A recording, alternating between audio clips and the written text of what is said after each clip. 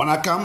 வாதியார் எம்ஜிஆர் என்ற நமது YouTube channel மூலமாக நான் உங்கள் வேல்முருகன். என்றைக்கும் நல்லதற்கும் நன்மை செய்வதற்கும் உதாரணமாக விளங்குவது அனைத்து இந்திய அண்ணா திராவிட முன்னேற்றக் கழகமும் அதன் தலைவர்களும். சட்டப்பேரவையில் பேசிய அமைச்சர், இந்த அரசு என்பது புரட்சி தலைவர் பொன்மனச்செம்மல் எம்ஜிஆர் அவருடைய வழியில் புரட்சி தலைவி அம்மாவனுடைய உறுதியான தன்மையோடு செயல்படுகின்ற அரசுன்னு பேசிவிட்டு திமுக 900 கோடி ரூபாயை லாட்டரி சீட்டு மாட்டின்ட்ட வாங்கிச்சு அப்படின்னு ஒரு கேள்வி அந்த அமைச்சர் கேட்க, உடனே திமுக தரப்புல எழுந்து 900 கோடியை கொடுத்தது உங்க மாமனார் தானே, அப்ப உங்க மாமனார்கிட்ட கேளுங்கன்னு சொல்ல, உடனே அமைச்சர் எழுந்து 900 கோடியை கொடுத்தது எங்க மாமனாரா இருக்கலாம், வாங்கினது உங்க அப்பா தான், போய் உங்க அப்பா கிட்ட கேளுங்க. ஆக சட்டப்பேரவையில நல்ல நிகழ்வுகளுக்கு நமது கழகம் அனைத்து இந்திய அண்ணா திராவிட முன்னேற்ற கழகம் முன்னுதாரணமாக இருப்பதையும், திமுகவும் தாவேக்காவும் குழாயடி சண்டை போடுவதையும் நாட்டு மக்கள் பார்த்து முகம் சுளிக்கிறார்கள் என்பதை எடுத்து கூறி இந்த காணொலி நிறைவு செய்கின்றோம்.